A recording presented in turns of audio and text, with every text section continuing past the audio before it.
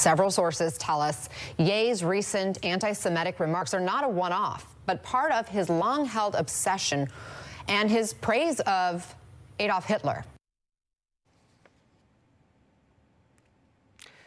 All right, some reporting on the recent controversy and fallout of rapper Kanye West. A luxury handbag reseller is using $275,000 in proceeds from a Kanye West handbag sale to actually fight anti-Semitism, rather. After West's troubling remarks about Jewish people, including that tweet that you see on your screen here, this handbag reseller is actually using proceeds to launch a pro-Israel group entitled Truth Tells. The ultimate goal of the group is to pressure Jewish American Congress members to be more pro-Israel, more militant in opposing members of Congress who've been openly anti-Israel and pro-Palestinian. Here to tell us more is luxury handbag reseller, chairman and founder of Truth Tells, Jeffrey Berk. Jeffrey, welcome, and thanks so much for coming on. If you could sort of make the connection between this handbag, Kanye West, and where the proceeds are going now, that would really help us out. Sure thing. Privé Porter is arguably the world's largest reseller of this collectible handbag.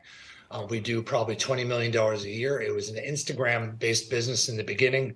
Part of our success has been the celebrity customer base of Kris Jenner, Paris Hilton, Lil Baby, Floyd Mayweather, and in March of this year, Kanye West as well, which was simply just an organic opportunity. He wanted something really, really special for his girlfriend de jure, Cheney Jones, and that $275,000 silver metallic chevre is what he purchased for her at the time.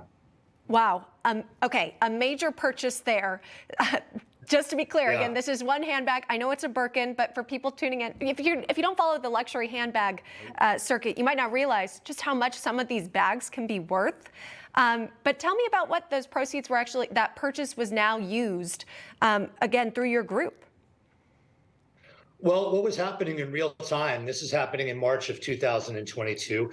In February 2022, I was getting very seriously ready to run in the soon-to-be vacated Ted Deutsch district in Florida for Congress.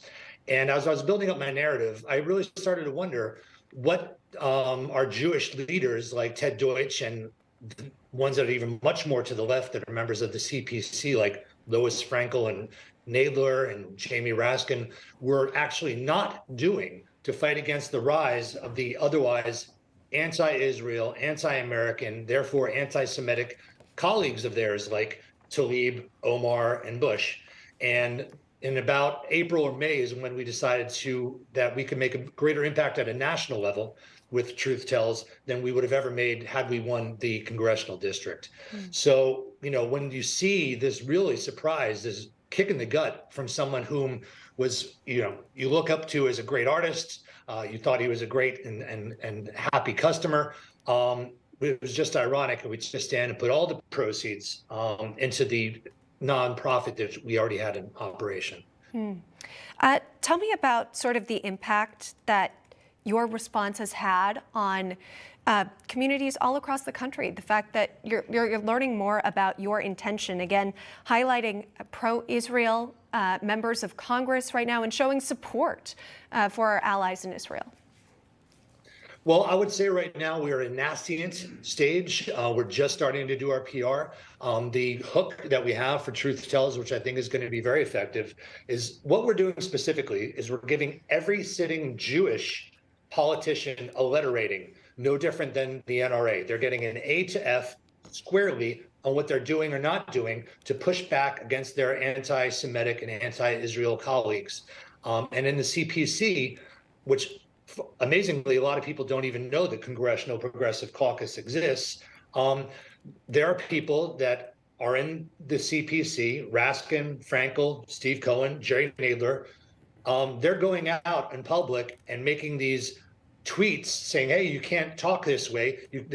All about the Benjamins. I don't support this at all. But yet, if you look at the hierarchy of the CPC, Ilhan Omar is number 3 in command of a 100-person caucus. She's the whip. Tlaib is the vice chair of member services. These are elected positions. So clearly, these Jewish members of the CPC are either voting and or not rallying their colleagues to elevate their position, which really is ironic because you just look at like what Nadler did this week.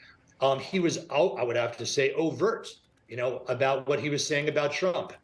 I'm looking for any single returning GOP House member to condemn Trump for the Fuentes Yee meeting. Anyone? Question mark. This is Nadler being overt about Trump, who's not even a sitting politician right now. And the results have yet to come out because it's my belief that they had the new voting for the new leadership yesterday on the 30th for the CPC, and we'll see what these congressmen have done.